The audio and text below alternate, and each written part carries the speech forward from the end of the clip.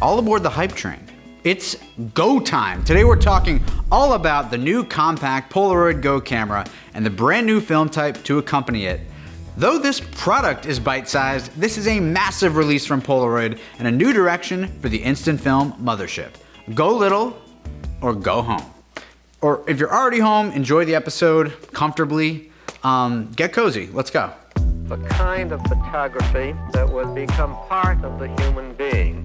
Press a button and have the picture.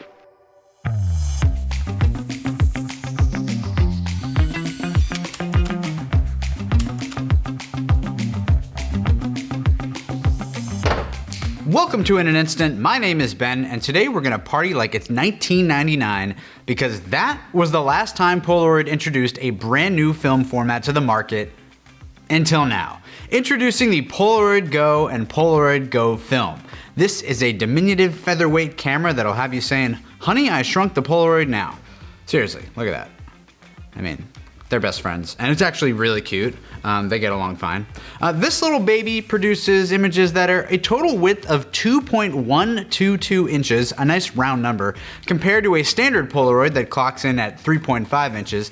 It is a significant difference and a big industry move for Polaroid, which is barging into the Instax market like Kramer into Jerry Seinfeld's apartment, hashtag 1999. The Polaroid Go film is the same width as Instax Mini, actually, and you can see that scale compared to the Instax Square, so it is a bit different. With Polaroid's legendary brand recognition, they're seeking their claim in the little film game, and I'm here for it. If a standard Polaroid is like a pint, look at the Go like a shot, and you're gonna be tossing these things back and browning out, thanks to the competitive price point of the Go film, which is a major factor here. The Go Film double pack with two 8-shot cartridges will run you $19.99, and like I said, we're partying like 1999, so that's a great callback to only moments ago. It's over 60% cheaper than standard Polaroid film and almost the same price as Instax Square, so I'm loving the idea of Polaroid offering something that lets me fire off with less stress, perhaps even willy-nilly. You know, sometimes I like to be a little silly Billy who shoots willy-nilly. Can you blame me? You know, I can be a silly Billy too. Let's talk about the Polaroid Go camera. This micro machine is unbelievably small. This is the first certified baby doinker, and it may hold that crown forever. It is considerably smaller than even an Instax Mini camera. I've called cameras snacks before, but this might be the baseline for all snacks going forward. It's like 4 inches long, 2.5 inches tall. That's insane. This is like a keychain, and yet somehow it can produce images that contain the most ridiculously complex chemical processes in a consumer film product. It's amazing. There's a feat of engineering, and the thing that I really have to give them credit for is despite the size, they did not skimp on the features. This looks like a simple package, and I almost expected it to be feature-free like most Instax cameras, but by golly, they have actually fuel injected it with a full gambit of tools. It has double exposure. It has a self-timer. On the Viewfinder, it cleverly has a selfie mirror because now we're doing that on Polaroids. It has flash override, which you wouldn't think would be a big deal, but that usually doesn't exist on cameras this small. It doesn't have exposure comp, but the light meter on these cameras has gotten quite good, so in most situations, that's no biggie. Literally. Still, maybe something to include on the next Go release. Not 100% necessary with film this small, but would be nice to have. It is a legitimate creative tool. Whether or not the film size is your thing, only you know that, and that is your truth. But for me, it's gonna be fun having this mini-me banger that I can rock with and shoot how I'd normally shoot without flash and still get the Polaroid chemistry I love in this pocket size scale. My pockets are gonna be so full of film at this point. I mean, I gotta get new pockets. And that really is the look you get. It's still super Polaroid-y, and honestly, I think the shots look great. I was curious how sharp these would be, though it's certainly not a #1 factor on a film this small, but hey, they look good. The colors look exactly how I'd hoped, and viewed at their actual size, holding it in your hand, they look super nice, and really, really cute. The Viewfinder is also shockingly large when you peep through it. It's probably the second biggest shock in using this, next to the size of the camera itself, which I almost can't look at it because I'm having trouble filming and looking at how small this is. Why don't we take a little tour of the camera itself at this point? You've got a brand new film loading mechanism, which is now on the base of the camera rather than the front like its predecessors. Really interesting to see that on a Polaroid camera. Apparently, fitting all the components into such a small package required some 4D chess, so I'm really down with whatever they had to do here. Most of the features are controlled by the flash override button, which you tap once to toggle off the flash, which reactivates every time you take a shot. You can trigger double exposure by double tapping that button, and the 10-second timer initiates with a long press. It's very simple, and amazing that you can even do that on this thing. It's so small, oh my god.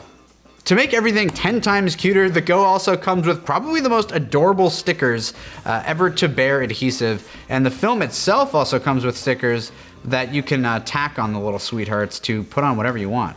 I mean, every single effort has been made here to melt your heart, and I must admit my heart has liquefied entirely, and it seriously hurts. On a meta level, I love this whole move for Polaroid. I know the diehards are super passionate and they want their legacy formats to stay alive, and I completely support that. I need my 600 and SX70 film like I need water and Reese's peanut butter cups, but the fact that Polaroid is moving into this area and introducing a new format in 2021 is mind-bogglingly awesome. It only spells good things for the company. If this is a solid moneymaker for them, everybody wins. Our 4 Polaroid formats can hold hands and sing Kumbaya until the sun sets in the Netherlands. This company was on the brink of basically not existing just over a decade ago, and now they have gotten to the point of bringing a completely new film type to the market. It's crazy, it's hype. I'm certainly into it. Also hype is what this smaller format may start providing to the enthusiast community who likes to use instant film in alternative cameras like medium format bodies, for example. The Polaroid Go film is slightly narrower than the width of medium format film, which means it can be more easily adapted to work with those cameras with adapters, which I'm sure all the 3D printing whiz kids out there are already working on because they're kings and queens. This could also see the revitalization of Spectra cameras. Go film can fit cleanly inside of Spectra bodies, unlike standard Polaroid film, which was a little taller. Basically, it's just another opportunity for diehards to have fun and get creative with how they shoot Polaroids, and that, well actually all of this is big for business. Or is it little for business? But that sounds bad. But you know what I mean, like the film is small, so it wouldn't be big for, but it's big for their actual business. You know what, let's just do the pros and cons thing. Pros, the scale of the camera is so shockingly small, you could bring it anywhere and everywhere in your pocket. The portability factor is nutso. The features, this camera mostly has the standard feature set of the Polaroid Now, plus the selfie mirror, and market share. Kind of an unusual pro, but I see this as one of the biggest pluses for this whole thing. Polaroid is expanding what it offers, and it can access a new customer base and can keep growing, and we love to see that. Cons. At $100 USD, it is the same price as the larger Polaroid Now. That personally is not a major issue for me since you're saving a lot on the film end, but it may be a little confusing to somebody browsing the shelves and being like, wait, this thing is really small, this one's big, same price. Fuji has been doing this equal tier structure thing for a while, regardless of format, so I guess there's precedent.